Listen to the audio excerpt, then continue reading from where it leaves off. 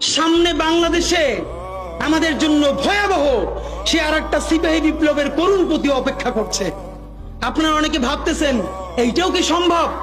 জামাতের ভাইয়েরা অনেকে বুঝে না, বলে কি করে সম্ভব? মনে করাই দেই, শহীদ নিজামী মুজাহিদ সাহেবেরা মন্ত্রী হিসাবে সর্বশেষ যখন সম্ভবত 2006 বা 2007 মন্ত্রী ছিলেন, বলেন তো তার কয় বছর পর তাদেরকে ফাঁসি দেওয়া হইল? 10 বছরও লাগে নাই। রানিং ফুল মন্ত্রী ছিল, লক্ষ লক্ষ মানুষ তাদের সাথে ছিল, তাদের মন্ত্রণালয় একটা পয়সার দুর্নীতি বের করতে পারে নাই। 10 বছরের মধ্যে মন্ত্রিত্বের পর তাদেরকে ফাঁসি দেওয়া শুধু হয় নাই, তাদের সন্তানরা তাদের জানাজাটা পর্যন্ত পড়তে পারে নাই। সংখ্যা দিয়ে হয় না ভাই, কোটি কোটি মানুষ দিয়ে সবকিছু হয় না। আজকে আপনারা প্রথম আলোর বিরুদ্ধে বলেন, এই যে আসার সময় বলতেছিলাম শায়েকরে, প্রথম আলোর প্যারালাল কাছাকাছি একটা পত্রিকা কি আমরা দাঁড় করাইতে পারছি? অনেকে বলে আমার দেশের কথা, আজকে শুধু বলি, পরশু জানলাম প্রথম আলোর 10 ভাগের 1 ভাগ বিনিয়োগ এবং আর্থিক সংগতি আমার দেশের নাই।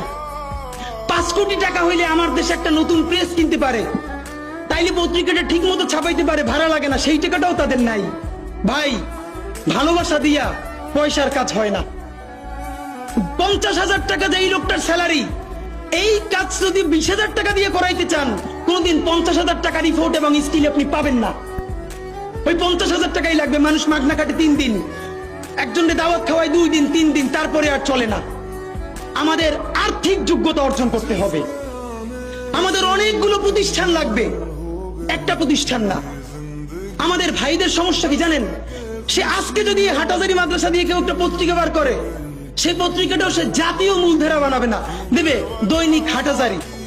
সে বানাবে মানে কোনো না কোনো ঘুরে ফিরা তার চিন্তায়, মননে, মগজে প্রথমে হয়তো হাটহাজারী, সর্বোচ্চ বড় হইলে হেফাজত, এরপরে সর্বোচ্চ বড় হইলে বাংলাদেশের শুধু মুসলমান। ভাইরা, এই মুসলমানের বাইরের যে জনগোষ্ঠী, সেটা কি আপনার না?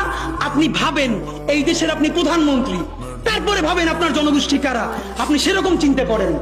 সুতরাং আমি কথায় অনেক ভুল ভ্রান্তি বলতে পারি, কিন্তু বিশ্বাস করেন আমার কলিজা চিল্লেও আপনারা শুধু যেটা পাবেন সেটা হইল আমি চক্ষু বন্ধ করে দেখতে পাই। আমরা যদি যোগ্যতা নিয়ে 5-10 বছরের মধ্যে দাঁড়াইতে না পারি, এই ভিডিও, এই ছবি, এই শহীদ পরিবার, এই আহত, এদের জীবন তো শেষ। এদের পরবর্তী জেনারেশনকে পর্যন্ত কি ভয়ানক গণহত্যার শিকার হইতে হবে আমরা চিন্তাও করতে পারতেছি না।